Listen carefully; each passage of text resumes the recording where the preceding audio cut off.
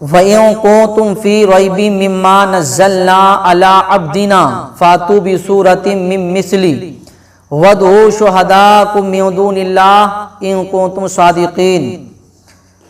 عزیزان گرامی، اس آیت کریمہ کا شان نزول آپ سن لیجئے۔ یہ آیت کریمہ کس وقت نازل کی؟ اللہ رب العزت نے جب اپنے محبوب پاک صاحب لولاق صلی اللہ علیہ وسلم پر قرآن نازل کرنا شروع کیا تو میرے عزیزو، آقا علیہ السلام یہ قرآن کی کچھ صورتیں لوگوں کے سامنے پیش کرتے، کیونکہ اسلام کا ابتدائی دور ہے، آقا علیہ السلام پر قرآن نازل ہو رہا ہے۔ آقا علیہ السلام لوگوں کے سامنے قرآن پیش کرتے اور اس قرآن کو پڑھ کر کے سناتے تو میرے عزیزو، لوگ کہتے، اس کو جھٹلاتے اور کہتے کہ یہ اللہ کی کتاب نہیں ہے، یہ خدائی کتاب نہیں ہے، بلکہ محمد اپنی طرف سے بنا کر کے پیش کر رہے ہیں۔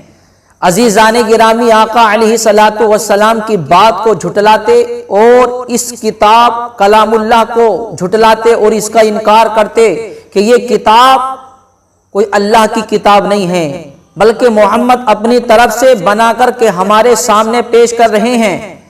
تو عزیزان گرامی دیکھیے، اگر کوئی اللہ کی کتاب کی توہین کرے، کتاب کو جھٹلائے اور کوئی مصطفیٰ کی شان کو جھٹلائے، کوئی مصطفیٰ کی بات کو جھٹلائے تو میرے عزیزو، یہ اللہ رب العزت کو گوارا نہیں۔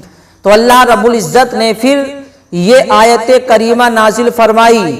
اللہ رب العزت نے ارشاد فرمایا، وَإِن كُنتُمْ فِي رَيْبٍ مِّمَّا نَزَّلْنَا عَلَىٰ عَبْدِنَا فَأْتُوا بِسُورَةٍ مِّن مِّثْلِهِ، کہ یہ کتاب جو ہم نے اپنے محبوب پر نازل کی ہے، یہ کتاب جو ہم نے اپنے نبی پر نازل کی ہے، اگر اس کتاب کے اندر تمہیں شک ہے کہ یہ کتاب اللہ کی کتاب نہیں ہے بلکہ محمد اپنی طرف سے بنا کر کے پیش کر رہے ہیں، اگر تمہیں اس کتاب کے کلام اللہ ہونے میں شک ہے تو تمہیں چیلنج دیا جاتا ہے، تمہیں چیلنج دیا جاتا ہے کہ اس کتاب کی طرح کوئی چھوٹی سی صورت بنا کر کے دکھا دو۔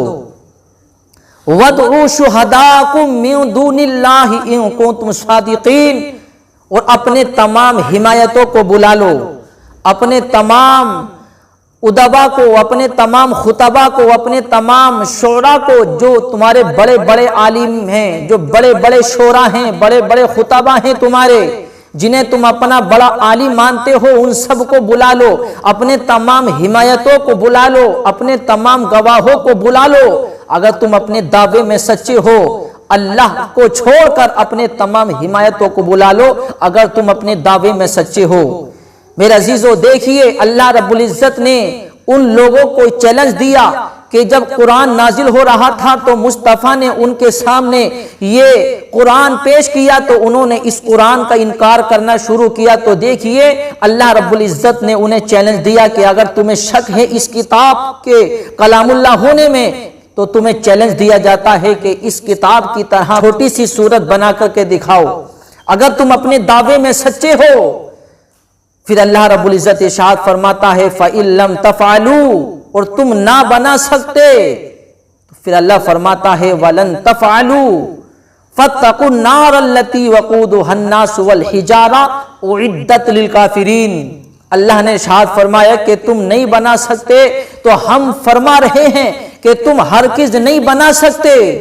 جب نہیں بنا سکتے تو ڈرو اس آگ سے جس کا ایندھن انسان اور پتھر ہیں اور جو کافروں کے لیے تیار کر کے رکھی ہے۔ تو میرے عزیزو دیکھیے، یہ کلام اللہ جب اللہ رب العزت نے اپنی کتاب اپنے محبوب پاک صلی اللہ علیہ وسلم پر نازل کرنی شروع کی تو میرے عزیزو آقا علیہ السلام یہ کتاب لوگوں کے سامنے پیش کرتے تو میرے عزیزو لوگ جھٹلاتے کہ یہ کتاب اللہ کی کتاب نہیں ہے بلکہ محمد اپنی طرف سے بنا کر کے پیش کر رہے ہیں۔ تو میرے عزیزو دیکھیے، اللہ رب العزت نے انہیں یہ حکم دیا، اللہ رب العزت نے چیلنج دیا انہیں کہ تمہیں شک ہے اس کتاب کے کلام اللہ ہونے میں، تمہیں شک ہے کہ اس نبی کے نبی ہونے میں، تو تمہیں چیلنج دیا جاتا ہے کہ اس کتاب کی طرح کوئی چھوٹی سی صورت بنا کر کے دکھاؤ۔ تو میرے عزیزو انہوں نے کوششیں کی، بڑی محنتیں کی، لیکن اس قرآن کی میرے عزیزو وہ برابری نہ کر سکے۔ اگر قرآن کی برابری کرتے، اگر قرآن کی طرح کوئی چھوٹی سی صورت بھی بناتے تو ضرور شائع کرتے، وہ ضرور منظر عام پر وہ صورت آتی، لیکن معلوم ہوا کہ یہ کتاب اللہ کی کتاب ہے، اس کی کوئی برابری نہیں کر سکتا۔ میرے عزیزو برابری کیسے کر سکتا ہے؟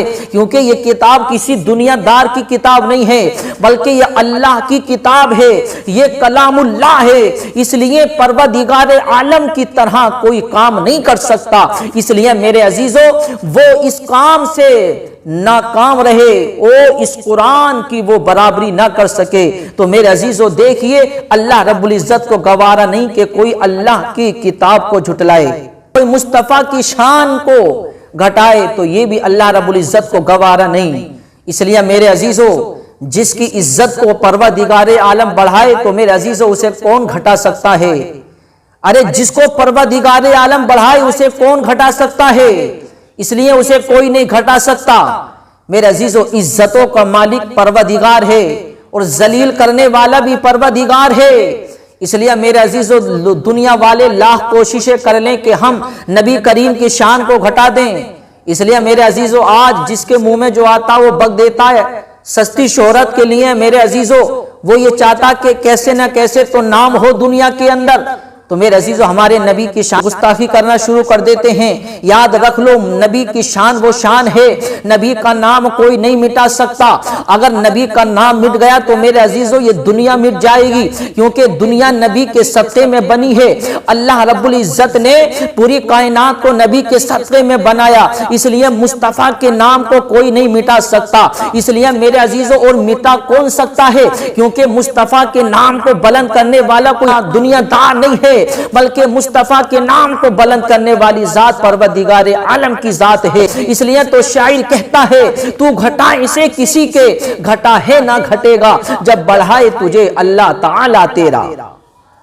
بڑے بڑے سورما آئے، چاہا کہ نبی کا نام مٹا دیا جائے، قرآن کو مٹا دیا جائے، تو میرے عزیزو لیکن کوئی نہ مٹا سکا، نہ قرآن کو نہ نبی کے نام کو۔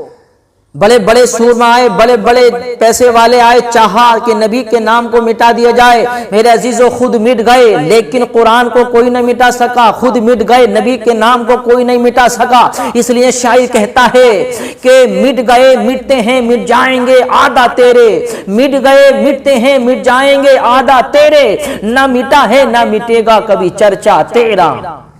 تو میرے عزیزو دیکھیے مصطفیٰ کی شان کو بڑھانے والی ذات پروردگار عالم کی ہے، جسے پروردگار عالم بڑھائے اسے کون میرے عزیزو گھٹا سکتا ہے، اسے کون گرا سکتا ہے؟ اور مصطفیٰ کی شان تو وہ شان ہے میرے عزیزو، مصطفیٰ کی شان کو پروردگار عالم نے بڑھایا ہے، اور مصطفیٰ کی شان کو پروردگار عالم نے روشن کیا ہے۔ اور جسے پروردگار عالم روشن کر دے اسے کون بھجا سکتا ہے؟ جسے پروردگار عالم جلا دے اسے کون بھجا سکتا ہے؟ اس لیے میرے عزیزو شاعر کہتا ہے کہ فانوس بن کے جس کی حفاظت خدا کرے، ارے فانوس بن کے جس کی حفاظت خدا کرے وہ شمع کیا بھجے جسے روشن خدا کرے۔ اس لیے میرے عزیزو معلوم ہوا کہ مصطفیٰ کی شان کو کوئی نہیں گھٹا سکتا، مصطفیٰ کی شان کو بڑھانے والی ذات پروردگار عالم کی ہے۔